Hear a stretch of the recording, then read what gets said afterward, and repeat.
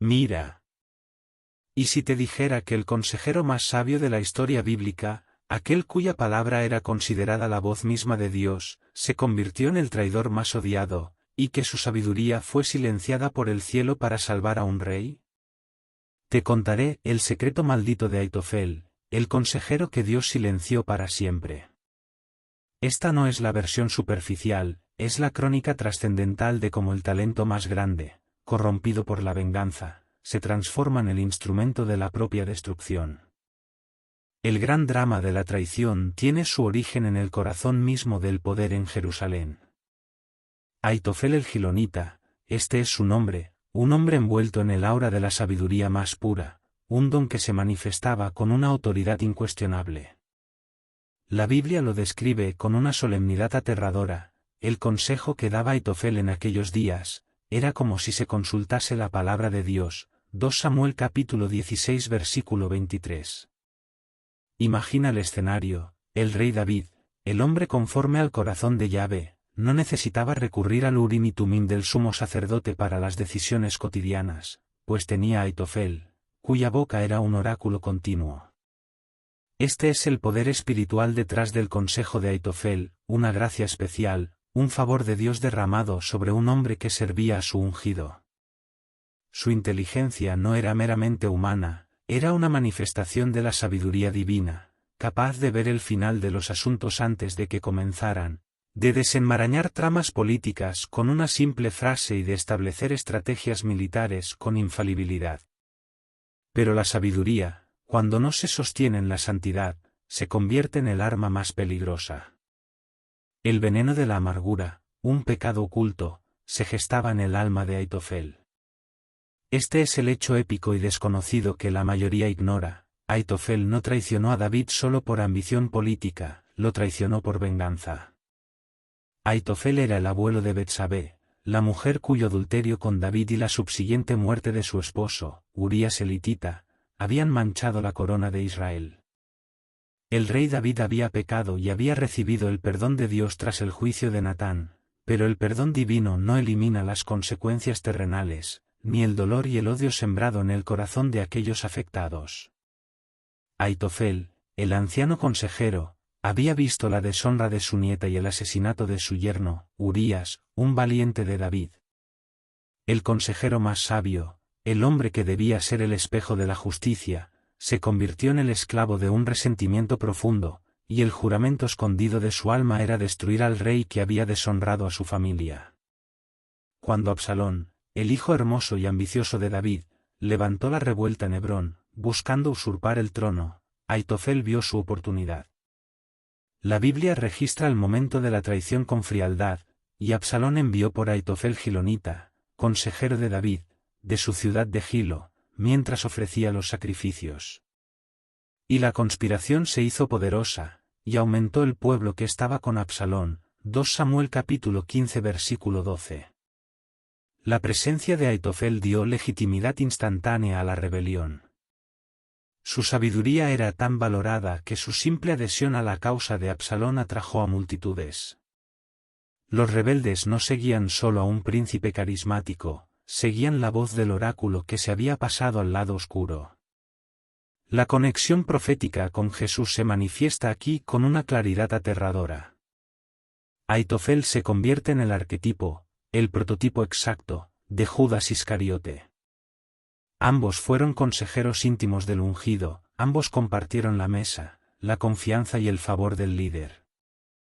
Ambos, cegados por la avaricia o la venganza, vendieron a su maestro por un cálculo terrenal.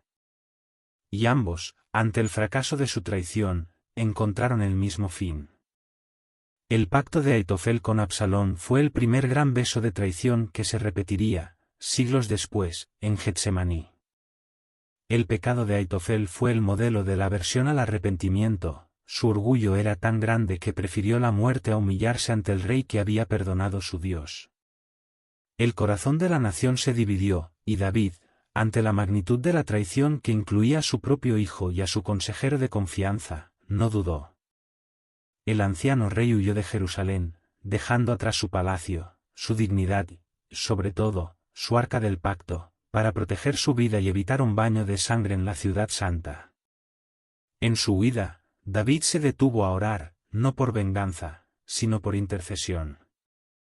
Su oración fue concisa, pero poderosa, un clamor que detuvo la sabiduría divina en su curso. Jehová, te ruego que frustres el consejo de Aitofel. 2 Samuel capítulo 15 versículo 31. Esta plegaria es el punto de inflexión. David no pidió la muerte de su enemigo, sino el silencio de Dios sobre la sabiduría de su consejero. Y Dios, que escucha la voz de los humillados, respondió a esa oración, preparando una estrategia que desmantelaría el plan perfecto de Aitofel y lo llevaría a la perdición. La próxima narración revelará cómo Aitofel utilizó el pecado oculto de David para darle a Absalón un consejo de una brutalidad sin precedentes, un acto que no solo era político, sino un profundo acto de venganza personal contra el rey. David, el rey fugitivo, había ascendido el monte de los olivos llorando, cubierto su rostro, y descalzo en señal de luto y humillación. Su oración, Jehová, te ruego que frustres el consejo de Aitofel, fue la llave que activó el silencio de Dios como un castigo contra la sabiduría del consejero. Yahvé respondió a David enviando a Husai el arquita de vuelta a Jerusalén para infiltrarse en el campamento de Absalón y contrarrestar el plan de Aitofel. Husai no era un hombre de gran sabiduría, sino de gran lealtad, y su misión era ser el agente doble de la providencia, un hecho épico y desconocido que revela cómo Dios usa lo débil para frustrar lo fuerte. Absalón entró triunfalmente en Jerusalén, pero el primer consejo de Aitofel fue de una maldad calculada y brutal, revelando la verdadera naturaleza de su pecado oculto, la venganza y el odio por Betsabé. Aitofel le aconsejó a Absalón: llégate a las concubinas de tu padre, que él dejó guardando la casa, y todo Israel oirá que te has hecho aborrecible a tu padre, y así se fortalecerán las manos de todos los que están contigo. 2 Samuel capítulo 16 versículo 21. Este no era un mero consejo político, era un golpe de gracia ritual y personal. La ley mosaica castigaba con la muerte a quien se acostaba con la esposa de su padre. Al tomar públicamente las concubinas de David, Absalón estaba realizando 3 acciones trascendentales. Primero, reclamaba el trono de forma irrefutable, ya que el harén del rey era un símbolo de su poder. Segundo, se hacía aborrecible a David, rompiendo todo puente de reconciliación. Y tercero, cumplía una profecía de Natán, que había dicho que el mal se levantaría contra David de su propia casa, y que sus mujeres serían tomadas públicamente. Para Aitofel, era la venganza perfecta por la deshonra de Betsabé, usar el pecado sexual de David, el adulterio, como la herramienta para su caída. Dale like ahora mismo a este vídeo y suscríbete a nuestro canal. Si esta verdad, que conecta el drama personal de la corte de David con las profundas intrigas de la traición profética, te está revelando cómo Dios usa la maldad para cumplir sus juicios, no te detengas. En este canal, profundizamos en los misterios teológicos y las crónicas de la guerra espiritual, cubriendo todos los aspectos del nicho, desde la soberanía divina hasta el destino de los traidores. Quédate hasta el final porque desvelaremos las señales espirituales que precedieron a su fin y el paralelo directo con Judas Iscariote. Activa la campanita, porque el conocimiento de estos secretos bíblicos es poder. Tu comprensión del juicio divino será transformada. El segundo consejo de Aitofel fue una obra maestra de estrategia militar, el poder espiritual detrás del consejo de Aitofel en su máxima expresión: yo escogeré ahora 12.000 hombres, y me levantaré y seguiré a David esta noche, y caeré sobre él mientras está cansado y débil de manos, lo atemorizaré, y todo el pueblo que está con él huirá, y uno mataré al rey solo. 2 Samuel capítulo 17 versículos 1 y 2. El plan era simple y letal: no darle tiempo a David para organizar a su pequeña fuerza ni para cruzar el Jordán. Atacar inmediatamente, mientras David estaba exhausto y vulnerable, y matar al rey solo.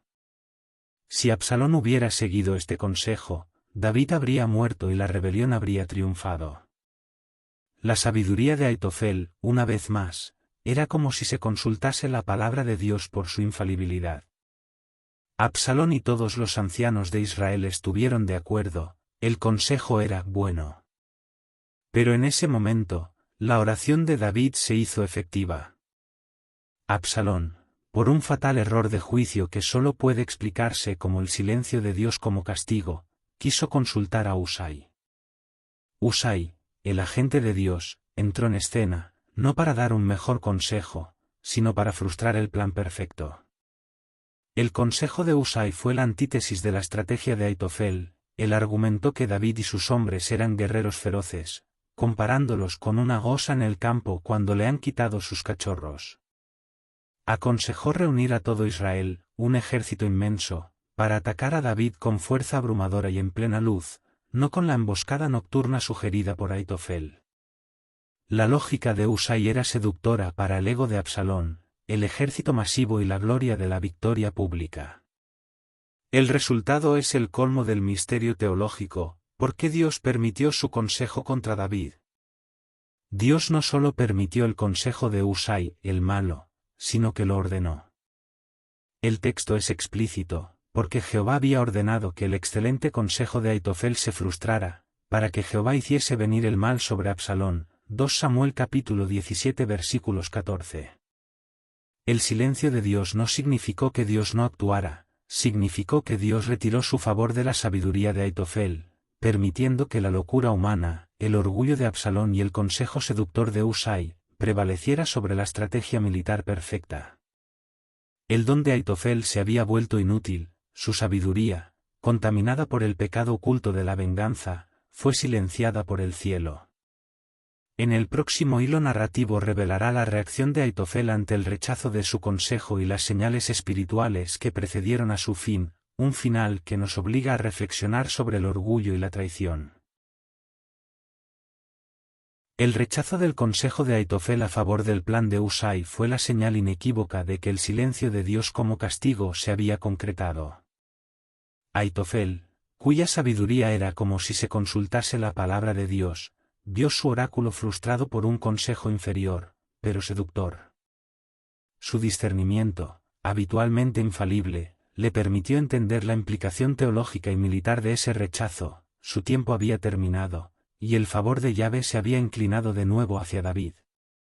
Aquí se manifiestan las señales espirituales que precedieron a su fin. Aitofel no era un necio. Él sabía que el consejo de Husai era estratégicamente deficiente, una pérdida de la oportunidad de oro que Absalón jamás recuperaría. El hecho de que Absalón y los ancianos de Israel lo hubieran aceptado era la prueba irrefutable de que la providencia estaba interviniendo para malograr la rebelión. La sabiduría de Aitofel se convirtió en la vara de medir su propia condena. Si su plan hubiera sido aceptado, David habría muerto. Al ser rechazado, Aitofel comprendió que Dios lo estaba silenciando para siempre. Su don, contaminado por el pecado oculto de la venganza por Betsabé, se había revertido en su contra. El colapso de Aitofel no fue una reacción emocional, sino el resultado de un cálculo espiritual perfecto. Vio su destino sellado. La Biblia lo registra con una concisión terrible y épica. Viendo Aitofel que no se había seguido su consejo, enalbardó su asno, y se levantó y se fue a su casa, a su ciudad. Y después de poner sus asuntos en orden, se ahorcó, y murió, y fue sepultado en el sepulcro de su padre. 2 Samuel capítulo 17 versículos 23. Este final es uno de los hechos muy épicos y desconocidos que tiene una resonancia profética y moral inmensa, y es un llamado a la humildad.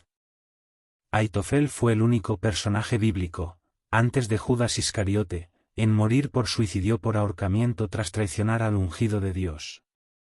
Su orgullo era tan grande que no podía vivir con la humillación de ver su consejo rechazado y su plan frustrado.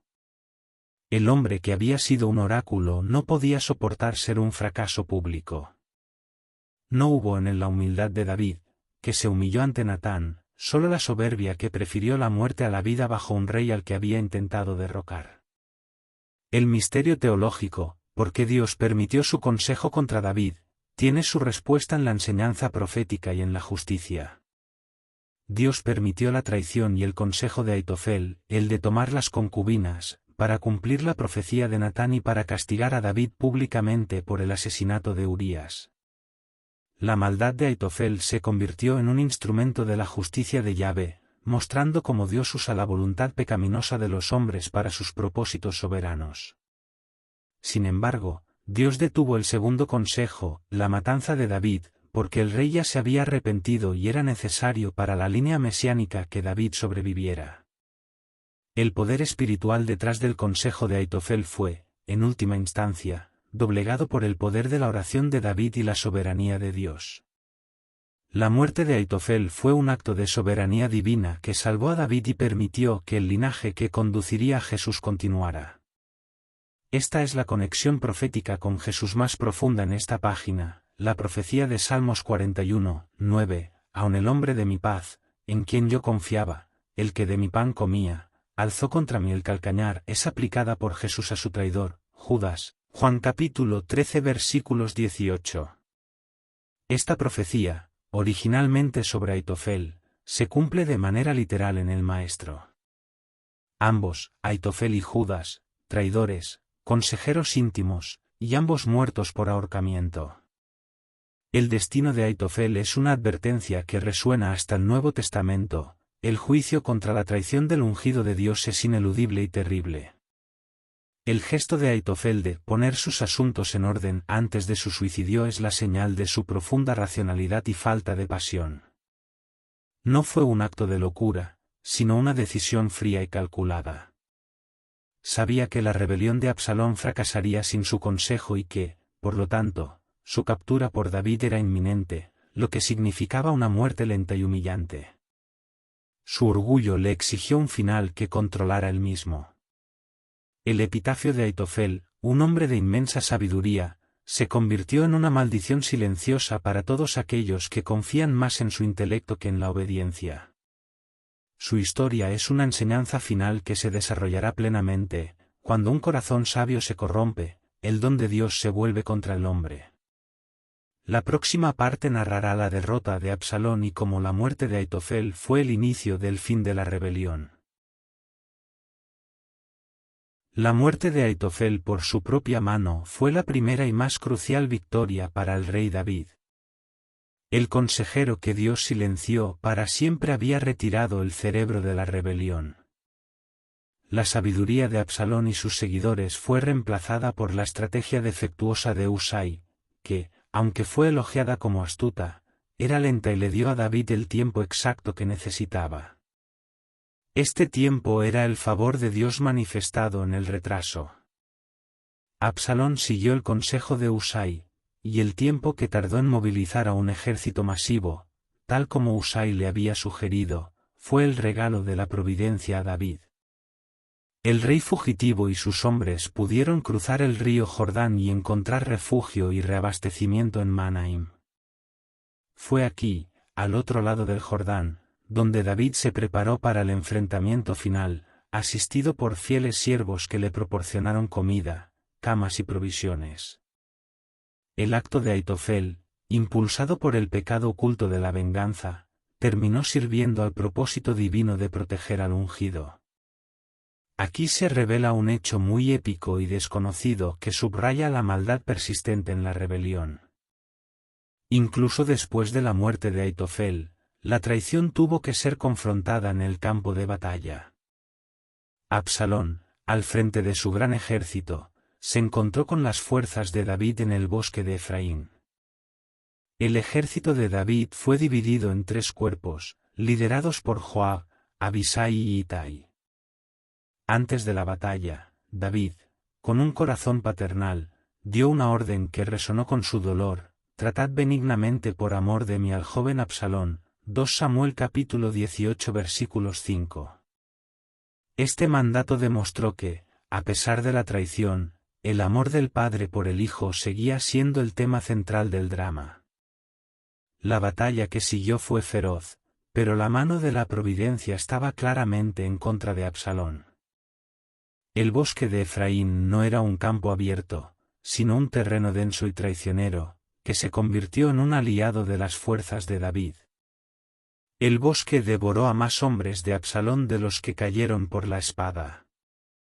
Las fuerzas del rey se movían con la astucia de guerreros experimentados, mientras que el ejército de Absalón, compuesto en gran parte por hombres inexpertos reunidos apresuradamente, fue desorganizado por la maleza.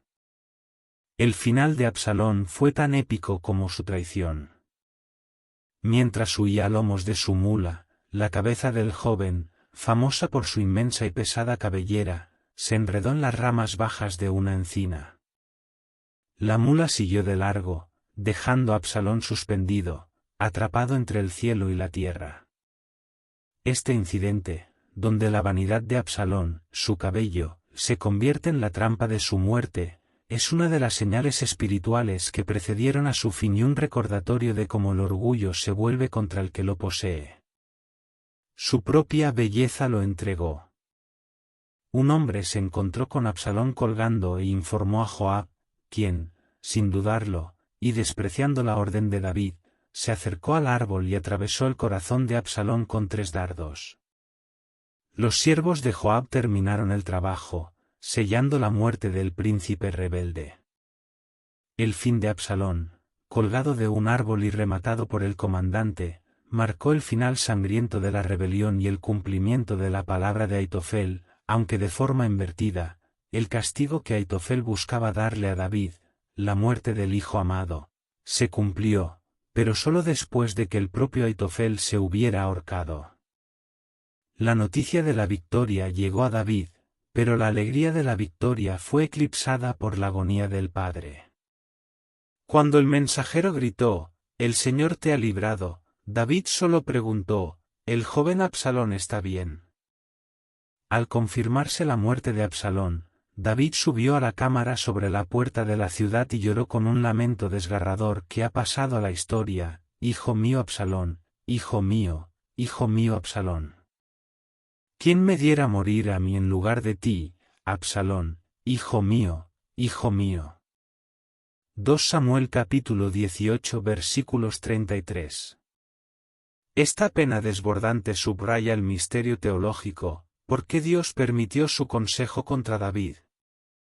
El dolor de David fue el castigo final por su adulterio y asesinato.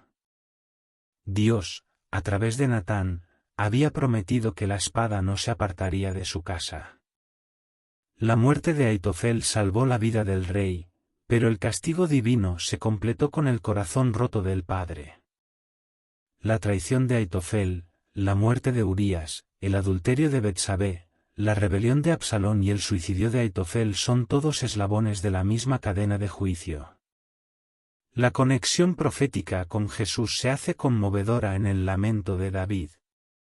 El rey, dispuesto a morir por su hijo rebelde, se convierte en una sombra del Padre, quien sí permitió que su hijo, Jesús, muriera por los rebeldes. Romanos capítulo 5 versículos 8.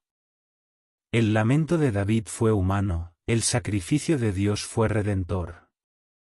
La enseñanza final se hace evidente, la historia de Aitofel no es solo un cuento de traición, es una profunda lección sobre el orgullo. Su sabiduría, su mayor don, lo llevó a la horca porque no podía soportar ser corregido por la mano de Dios. La próxima y última parte de esta narración nos dará la reflexión final de esta épica, y cómo el destino de Aitofel se convirtió en una advertencia eterna para la Iglesia. La historia de Aitofel, el consejero que se convirtió en traidor, es el estudio de caso más claro en las Escrituras sobre cómo el orgullo puede anular el don divino. Hemos visto cómo el poder espiritual detrás del consejo de Aitofel, considerado un oráculo, fue silenciado por la oración de David y revertido por la soberanía de Dios. Su destino trágico no fue un accidente, sino el sello final del silencio de Dios como castigo por su pecado oculto, la venganza por Betsabé. La enseñanza final de esta épica es una advertencia que resuena en la Iglesia de hoy: cuando un corazón sabio se corrompe, el don de Dios se vuelve contra el hombre. Aitofel poseía el don de la sabiduría, pero su corazón estaba lleno de amargura. Su inteligencia, en lugar de guiarlo al arrepentimiento y la humildad, se utilizó para planear una traición mortal. El juramento escondido de su alma era la destrucción de David, pero al final, fue él quien se destruyó a sí mismo. Las señales espirituales que precedieron a su fin, el rechazo de su plan perfecto por el consejo insensato de Husai, fueron la clara indicación de que Dios se había apartado de él. Su acto final de ahorcarse, al igual que Judas, es la manifestación de una desesperación espiritual que no pudo soportar la humillación pública ni el fracaso de su orgullo. Su muerte, después de poner sus asuntos en orden, subraya la falta de arrepentimiento y la frialdad de su alma. La muerte por ahorcamiento se convierte en el símbolo eterno de la traición y la soberbia, una maldición silenciosa que acompaña al recuerdo de los traidores. El misterio teológico se resuelve en la justicia. Dios permitió la traición de Aitofel y el sufrimiento de David para purificar al rey y para enseñarle a la nación que el pecado siempre trae consecuencias, incluso si hay perdón. La justicia de Dios es perfecta, usó la maldad del traidor para cumplir su juicio y luego usó la oración del rey para frustrar el plan final de ese mismo traidor. La conexión profética con Jesús se magnifica al final. La traición de Aitofel no solo profetizó el destino de Judas, sino que también aseguró que David sobreviviera para que el Mesías naciera de su linaje. Aitofel, el traidor que murió en la horca, es el polo opuesto de Jesús, el siervo fiel, que murió en el madero y resucitó para darnos vida. La sabiduría humana de Aitofel fue silenciada, la sabiduría divina de Jesús es eterna y siempre triunfa. Si la épica de Aitofel te ha mostrado que la verdadera sabiduría es la que se somete a la voluntad de Dios, y que el orgullo es más peligroso que cualquier enemigo externo, te pido que nos dejes un like y te suscribas ahora mismo. Queremos que formes parte de nuestra comunidad que busca la verdad bíblica sin filtros. Deja tu comentario o tu testimonio abajo. ¿Qué lección de humildad te deja la trágica caída de Aitofel? ¿Cuál crees que es el mayor peligro de un corazón sabio sin temor de Dios? Queremos leer tu voz y la verdad que te ha revelado esta crónica. Suscríbete y activa la campanita. Y recuerda, estamos aquí para contarte las verdades épicas que la historia no quiere que olvides. Terminamos con una frase religiosa y espiritual de reflexión muy viral. La sabiduría sin humildad es una soga para el alma. El don más grande de Dios se convierte en maldición cuando se usa para la venganza.